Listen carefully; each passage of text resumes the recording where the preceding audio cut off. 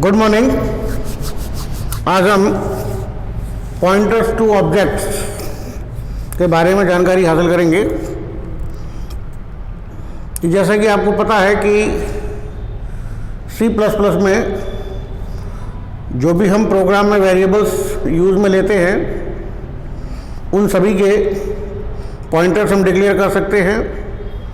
ठीक उसी प्रकार जब हम प्रोग्राम बनाते हैं उसमें कोई क्लास डिफाइन करते हैं तो क्लास जैसा हम ऑब्जेक्ट क्रिएट करते हैं तो ऑब्जेक्ट का भी पॉइंटर डिक्लेयर किया जा सकता है। किस प्रकार से ये पॉइंटर डिक्लेयर करते हैं इसके बारे में जानकारी हासिल करते हैं कि मान लीजिए आपके पास में कोई एक क्लास है, क्लास का नाम आइटम है और x उसका ऑब्जेक्ट है। तो हम इसी ऑब्जेक्ट का पॉइंटर डिक्लेयर करना चाहते हैं तो हम ये भी लिख सकते हैं ptr आइटम। तो ये जो ptr आइटम है it is nothing but the name of the pointer.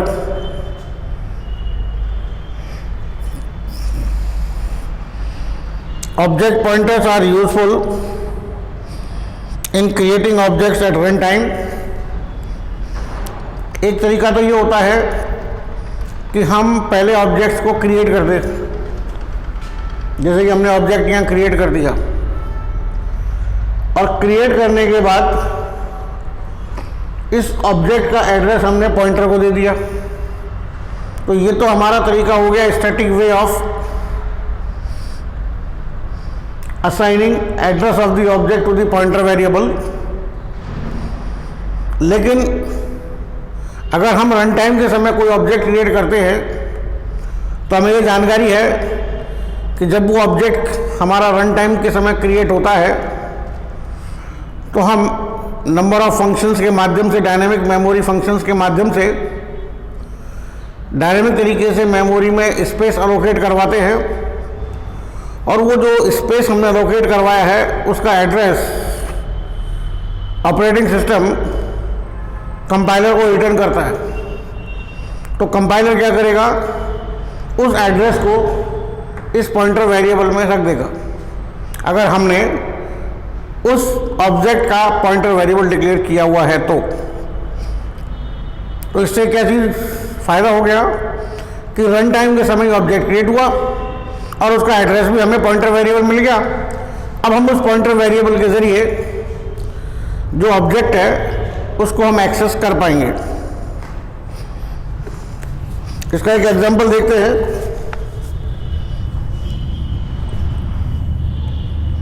Suppose कीजिए there is a class item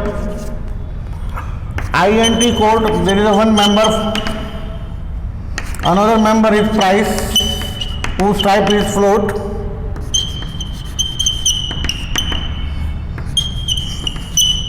and then there is a one member function get data which takes two values from outside.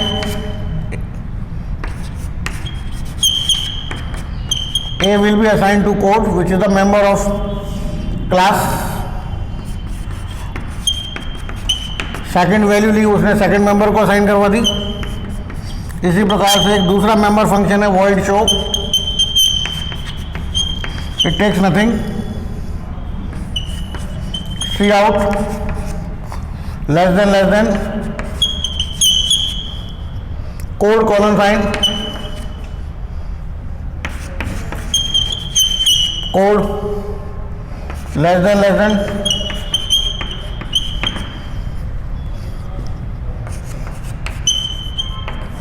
Price colon sign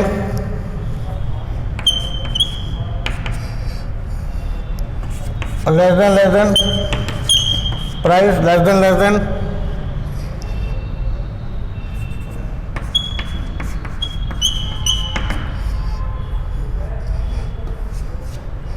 another member function is finished. Now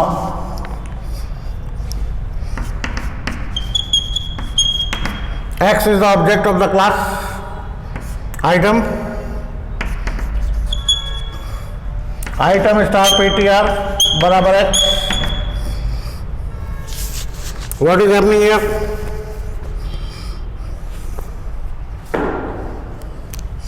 यहाँ पे item class का नाम है,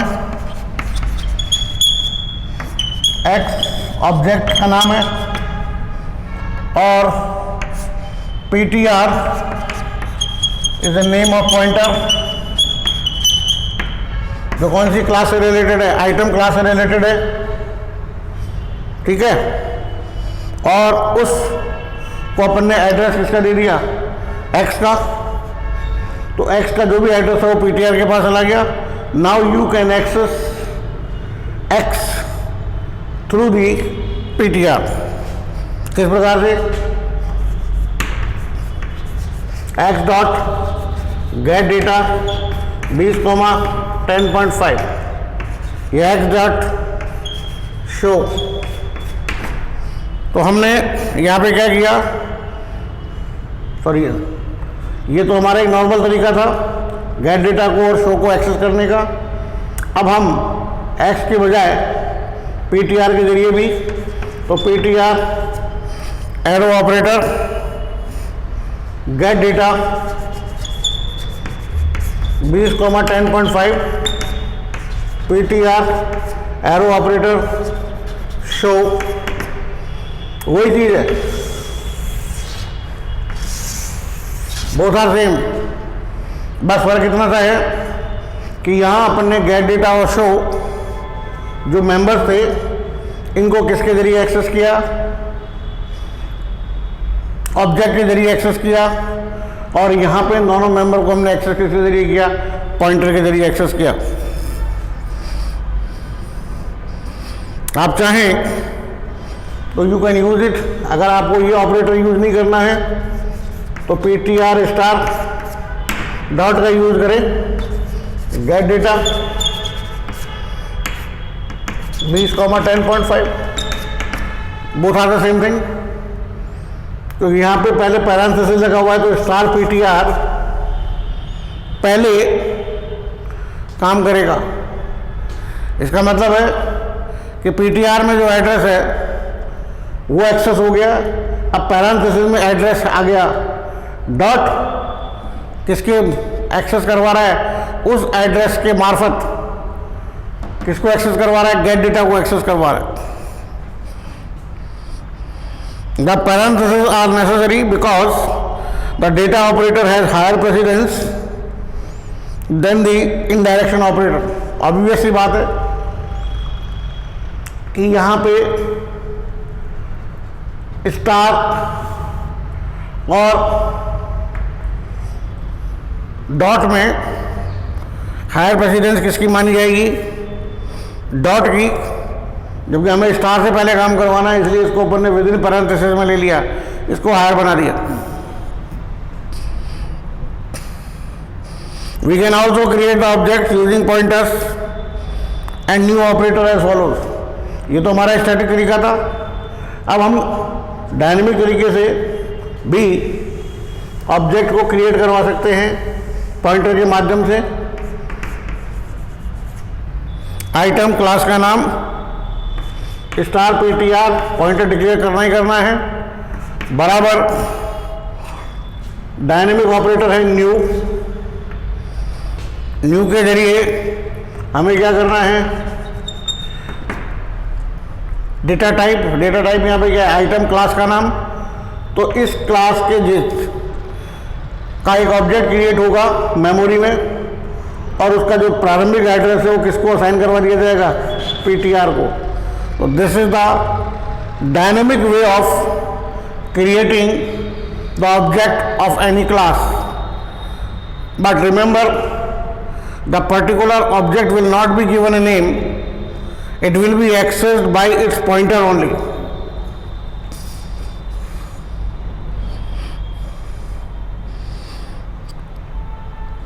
If a class has constructor with arguments and does not include any empty constructor, then we must supply the arguments when the object is created.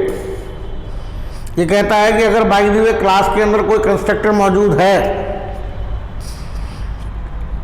ठीक है, with arguments, और उसके अंदर कोई एम्प्टी कंस्ट्रक्टर अवेलेबल नहीं है क्लास में, तो ऐसे मौके पर जब हम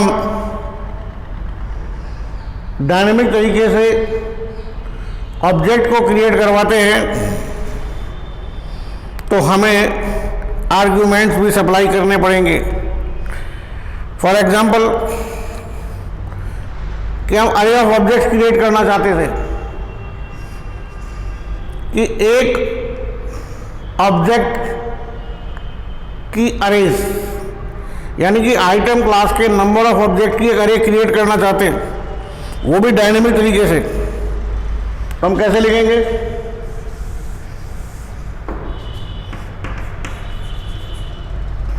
आइटम स्टार PTR बराबर न्यू, क्लास का नाम item, and with in the bracket में 10 is what, 10 is the size. यानी कि ये आइटम क्लास जैसे 10 ऑब्जेक्ट्स के लिए कंटिन्यूअस मेमोरी में एक स्पेस ऑक्यूपाई करवाएगा न्यू के माध्यम से, और जो स्टार्टिंग एड्रेस है वो किसको दे दिया जाएगा? PTR को।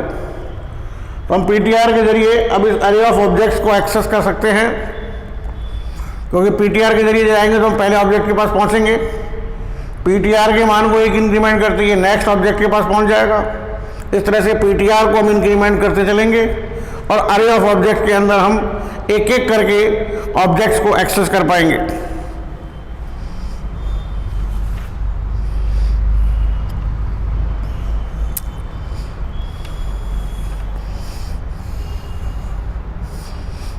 एक और है हमारे पास ये नई चीज, दिस पॉइंटर।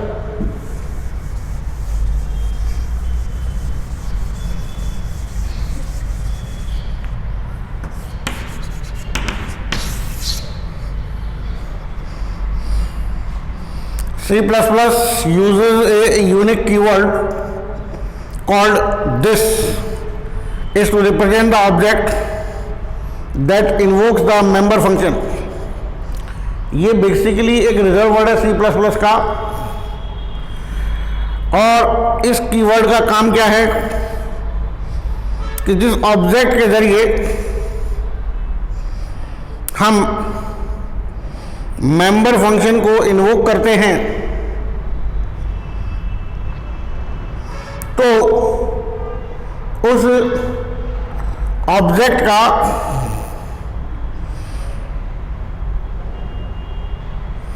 पॉइंटर होता है कौन? दिस। यानी कि this is a pointer that points to the object. यह उस ऑब्जेक्ट को पॉइंट करता है for which this function was called, जिसके लिए इस दिस को कॉल किया गया है। For example a.max,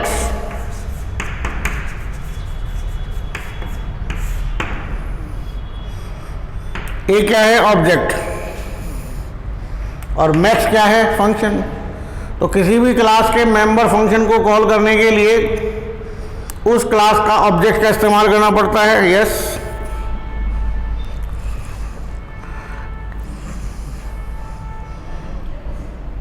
the pointer this acts as a implicit argument to all the member functions.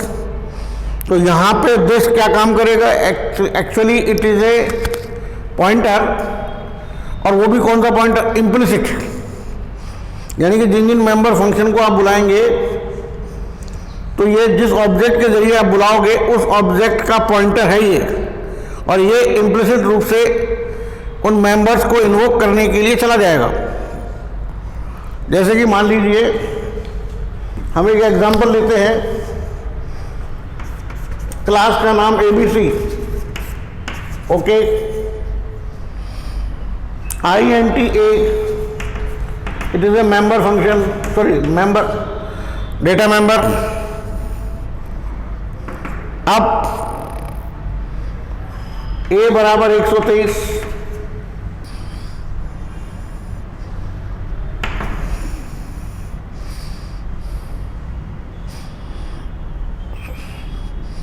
we can also use the following statement to the same job. This arrow operator A बराबर 123,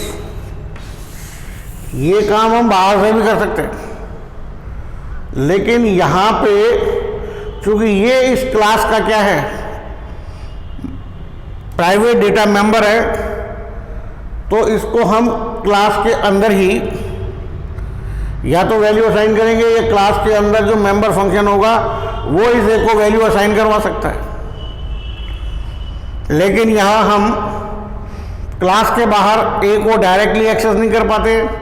ए को access करने के लिए हमें object का इस्तेमाल करना पड़ेगा, तो बजाय ऑब्जेक्ट के नाम का इस्तेमाल करने के हम उसका पॉइंटर यानी कि दिस को इस्तेमाल कर सकते हैं, और डॉट की जगह क्या लग जाएगा, एरो लग जाएगा।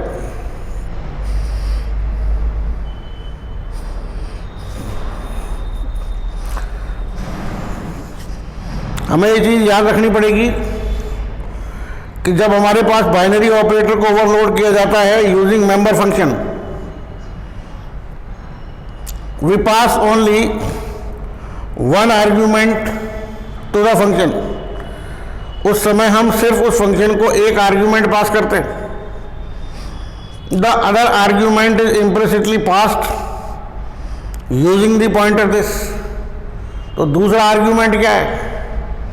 दूसरा आर्ग्यूमेंट वह ऑब्जेक्ट है जिसके जरिए उस मेंबर फंक्शन को इन्वोक किया जा रहा है, बुलाया जा रहा है। तो दिस क्या हो गया? उस मेंबर फंक्शन, उस ऑब्जेक्ट का पॉइंटर हो गया, ये इम्प्लिसिट चला गया और वो आर्ग्यूमेंट के रूप में चला गया। तो बाइनरी ऑपरेटर को ओवरलोड जो किया है अपन ने, उसके पास में दो आर्ग्यूमेंट पहुंच गए।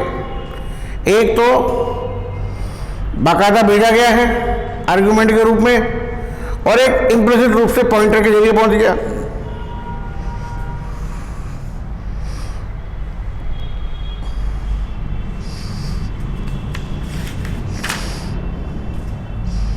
अब एक और नई चीज है यहां पे, पॉइंटर्स टू ड्राइव क्लासेस। कि जब हम कोई बेस क्लास बनाते हैं, बेस क्लास को यूज करके कोई ड्राइव क्लास बनाई जाती है, तो क्या हम ड्राइव क्लास के पॉइंटर भी बना सकते हैं? Yes, of course we can use pointers not only to the base objects but also the objects of drive classes. हम ड्राइव क्लासेस के भी ऑब्जेक्ट्स बना सकते हैं। Pointer to object of a base class are type compatible. तो base class के जो pointers हैं वो ड्राइव क्लास के ऑब्जेक्ट जो बनते हैं उनके कॉम्पेटिबल है। Therefore, a single pointer variable can be made to point to object belonging to a different classes.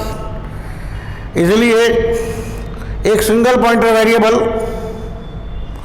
जो कि एक पर्टिकुलर ऑब्जेक्ट की तरफ इशारा कर रहा है, वह डिफरेंट क्लास के ऑब्जेक्ट की तरफ भी मोड़ा जा सकता है या पॉइंट करवाया जा सकता है। माना कि बी हमारे पास कोई एक बेस क्लास है और डी बेस क्लास को यूज करके बनाई गई है ड्राइव क्लास, यानी कि डी का जो जन्म हुआ है वो बी से हुआ है। Then a pointer declare as a pointer to B, और हमने कोई एक पॉइंटर डिक्लेयर किया हुआ है जो कि बेस की तरफ इशारा कर रहा है। इट कैन बी पॉइंटेड या it can be diverted to the class D object. जैसे बी स्टार CPTR तो CPTR is nothing but the pointer to B और बेस क्लास का एक ऑब्जेक्ट है B और एक ड्राइव क्लास का ऑब्जेक्ट है D। CPTR बराबर ampersand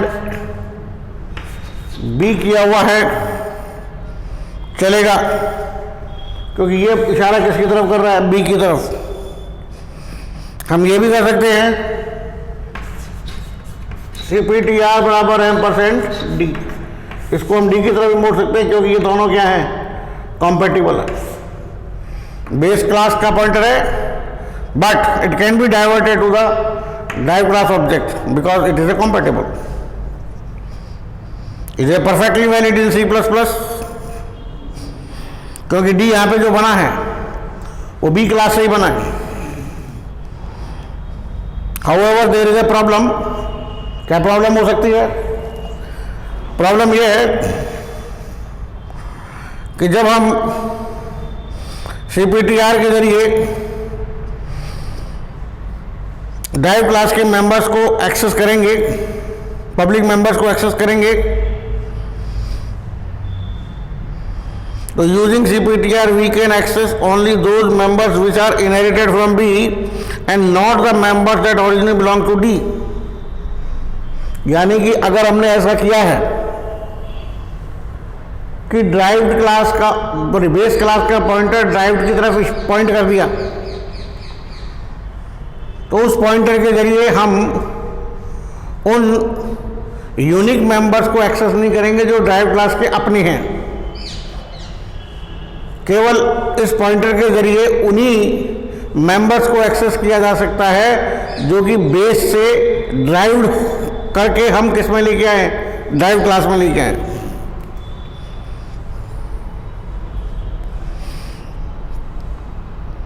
Although C++ permits a base pointer to point to any object derived from that base, the pointer cannot be directly used to access all the members of the drive class. We may have to use another pointer declared as pointer to the drive type. आप चाहो कि base के pointer से ही हम drive के members को भी access कर लें, ड्राइव्स के वो मेंबर्स जो कि उसके अपने यूनिक है, तो इससे काम नहीं चलेगा। हमको फिर ड्राइव क्लास का एक पॉइंटर डिक्लेयर करना पड़ेगा, तभी वो उनको एक्सेस कर पाएंगे।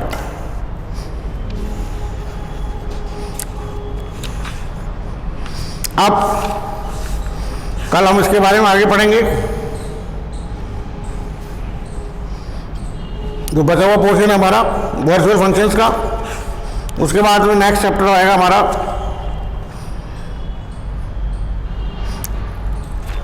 Working with files. थैंक्स।